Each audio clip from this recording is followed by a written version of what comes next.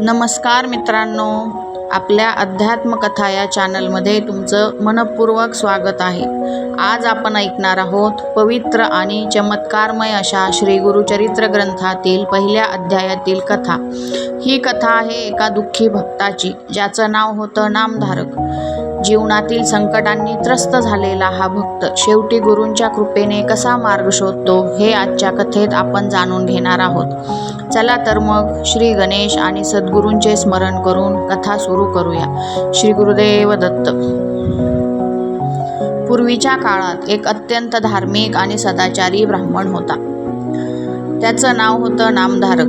तो सदैव गुरूंचं नामस्मरण करत असे, परंतु त्याच्या जीवनात सतत दुःख, संकट आणि अपयश येत होतं. घरात गरिबी, मनात चिंता आणि आयुष्यात कोणताच आधार नव्हता. नामधारकाच्या मनात एक प्रश्न सतत येत असे, मी इतकी भक्ती करतो तरी माझ्यावर इतकी संकट का येतात? हळूहळू तो खूप खचून गेला. एक दिवस त्याने ठरवलं, आता मी स्वतः सद्गुरूंना भेटणार, त्यांच्याशिवाय माझ्या जीवनाला आधार नाही, असं म्हणत तो घर सोडून निघाला. नामधारक चालत चालत एका घनदाट जंगलात पोहोचला. दिवसभर चालल्यामुळे तो खूप थकला होता.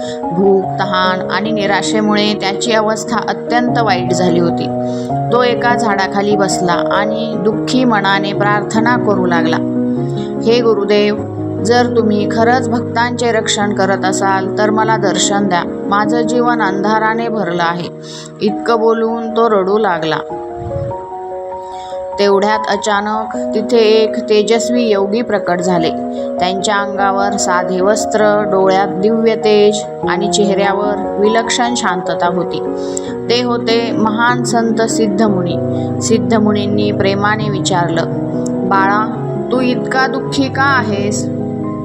नामधारक म्हणाला, माझं आयुष्य संकटांनी भरलं आहे. मी गुरूंची भक्ती करतो, पण मला काहीच सुख मिळत नाही.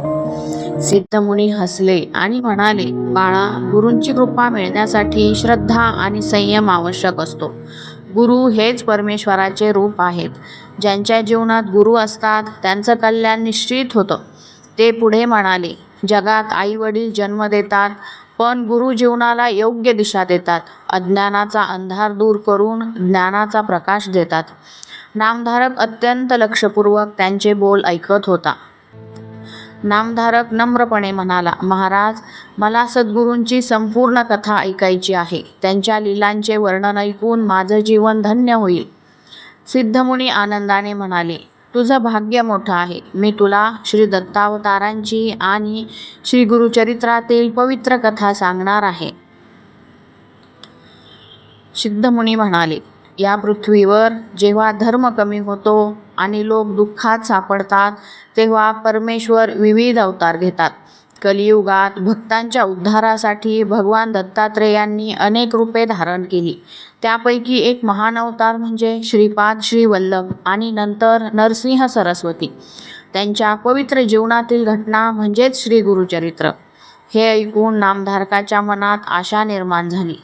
त्याच्या डोळ्यात आनंदाश्रू आले. भक्त हो, या पहिल्या अध्यायातून आपल्याला एक महान संदेश मिळतो. जीवनात कितीही संकट आलं तरी गुरुवरील श्रद्धा सोडू नये. गुरु हेच जीवनाचे खरे मार्गदर्शक असतात. भक्ती, संयम आणि विश्वास यामुळेच गुरुकृपा प्राप्त होते. जर तुम्हालाही श्री गुरुचरित्रातील पुढील अध्याय ऐकायचे असतील तर व्हिडिओला लाईक करा, चॅनलला सबस्क्राईब करा आणि कमेंटमध्ये लिहा, श्री गुरुदेव दत्त. पुन्हा भेटूया एका नवीन अध्यायासोबत. जय गुरुदेव, जय दत्तात्रेय. दिगंबरा दिगंबरा श्रीपाद वल्लभ दिगंबरा. दिगंबरा दिगंबरा श्रीपाद वल्लभ दिगंबरा. दिगंबरा दिगंबरा श्रीपाद वल्लभ दिगंबरा. दिगंबरा दिगंबरा श्रीपाद वल्लभ दिगंबरा. दिगंबरा दिगंबरा श्रीपाद वल्लभ दिगंबरा. दिगंबरा दिगंबरा श्रीपाद वल्लभ दिगंबरा. दिगंबरा दिगंबरा श्रीपाद वल्लभ दिगंबरा. दिगंबरा दिगंबरा श्रीपाद वल्लभ दिगंबरा. दिगंबरा दिगंबरा श्रीपाद वल्लभ दिगंबरा. दिगंबरा दिगंबरा श्रीपाद वल्लभ दिगंबरा. दिगंबरा दिगंबरा श्रीपाद वल्लभ दिगंबरा. दिगंबरा दिगंबरा श्रीपाद वल्लभ दिगंबरा. दिगंबरा दिगंबरा श्रीपाद वल्लभ दिगंबरा. धन्यवाद. पुन्हा भेटूया पुढील अध्यायासोबत. जय गुरुदेव, जय दत्तात्रेय.